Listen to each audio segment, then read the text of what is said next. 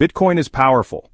It's the most secure, decentralized, and censorship-resistant digital money the world has ever seen. But let's be honest, it's slow. Its architecture was built for resilience, not convenience. The base layer processes about 7 transactions per second. That's laughably low when compared to Visa or MasterCard, which can process tens of thousands per second. As Bitcoin grew, so did its traffic, and the result was clear bottlenecks, rising fees, and confirmation delays. This isn't just an inconvenience, it's a threat to Bitcoin's long-term adoption. If people can't use Bitcoin for everyday transactions, buying coffee, tipping creators, sending remittances, then it becomes nothing more than digital gold, a store of value that sits in cold storage, collecting dust instead of changing lives. The Lightning Network was created to solve this. It's not a tweak, it's a transformation. It takes Bitcoin from an elite, slow-moving digital vault to a nimble, high-speed payments layer that can power a truly global economy. The Lightning Network is how Bitcoin scales, but more importantly, it's how Bitcoin becomes usable, not just valuable. The Lightning Network is a second-layer protocol built on top of the Bitcoin blockchain. It allows users to create payment channels between one another where they can send and receive Bitcoin instantly, with minimal fees and without congesting the main chain. Imagine it like this. The Bitcoin blockchain is a highway, and the Lightning Network is an intricate system of side roads and express lanes that offload traffic and enable faster travel. You can still settle on the main road, but most of the activity, millions of small fast payments, happen off-chain privately and instantly. The way it works is simple in principle. 2 parties lock up a small amount of Bitcoin in a multi-signature address on the blockchain. Once that channel is open, they can send Bitcoin back and forth an unlimited number of times off-chain. Only the final result, when the channel is closed, is recorded on the blockchain. Now multiply this process across tens of thousands of nodes and channels around the world. You've got a decentralized, permissionless web of liquidity and routing that lets anyone send Bitcoin anywhere at the speed of thought. And here's the kicker, it's not just faster than Bitcoin. It's actually faster than almost any payment system on Earth.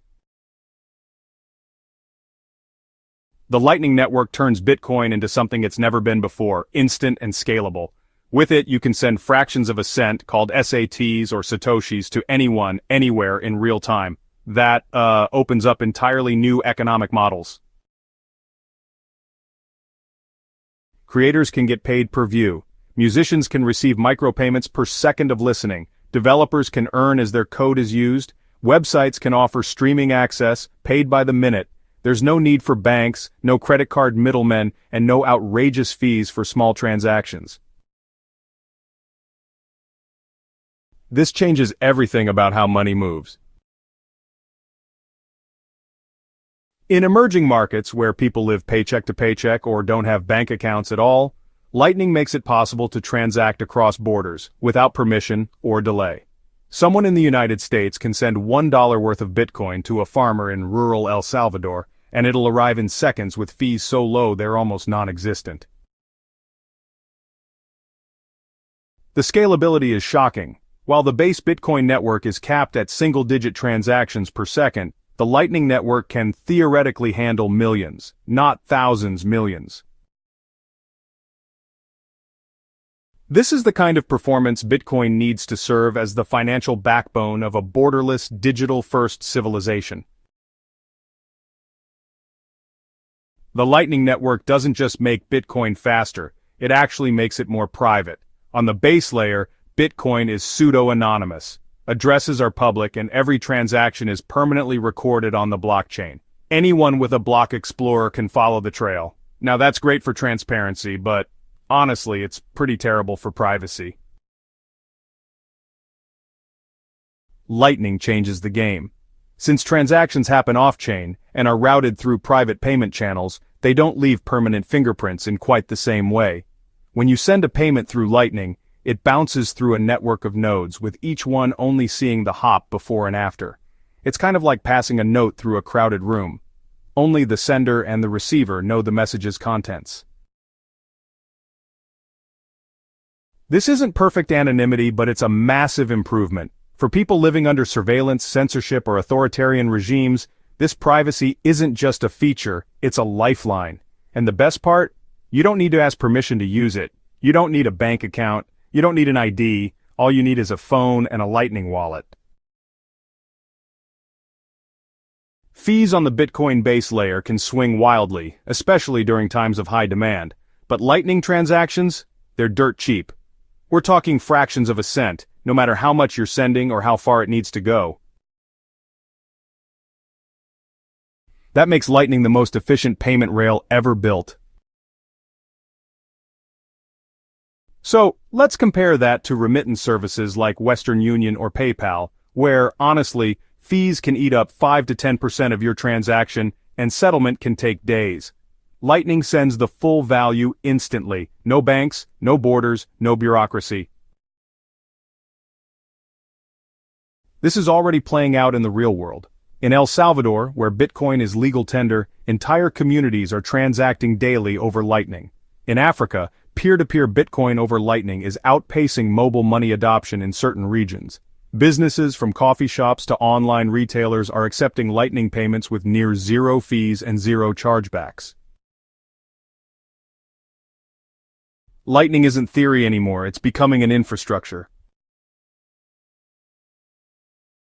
No technology is perfect, and yeah, Lightning has its hurdles. Setting up a node actually requires some technical knowledge, and managing liquidity between channels is still, well, pretty confusing for folks who aren't developers. Routing payments can occasionally fail, especially on low-capacity channels.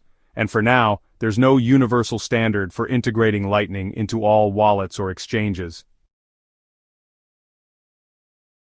But things are changing fast. Platforms like Umbrel and Voltage are making node setup basically plug and play. Wallets like Phoenix and Breeze, they auto-manage liquidity behind the scenes. And honestly, the developer community is shipping updates at a blistering pace, making the entire experience smoother by the week. What Lightning lacks in polish, it definitely makes up for in momentum. New apps, integrations, and onboarding tools are launching every single month. Major exchanges and platforms are adding support. Even social networks like Nostr are building Lightning tipping right into their core functionality. The direction is clear. Lightning is getting easier, faster, and more resilient by the day. Mass adoption doesn't begin with governments. It doesn't begin with billionaires or institutions. It begins with you, with individuals opening wallets, making payments, and realizing, sometimes for the first time, what money without middlemen feels like. The Lightning Network is Bitcoin's bridge to that future. It makes Bitcoin usable for everything from billion-dollar transfers to 5-cent tips. It unlocks new use cases, new audiences, and a new level of real-world relevance. And it does all this while preserving the things that made Bitcoin matter in the first place: decentralization, security, and freedom.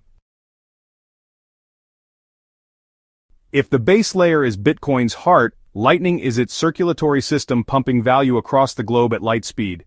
We don't have to wait for the Lightning future, it's already here. And every time you send a payment, spin up a node, or explain SATs to a friend, you're helping build the kind of monetary network the world has never seen but honestly, desperately needs.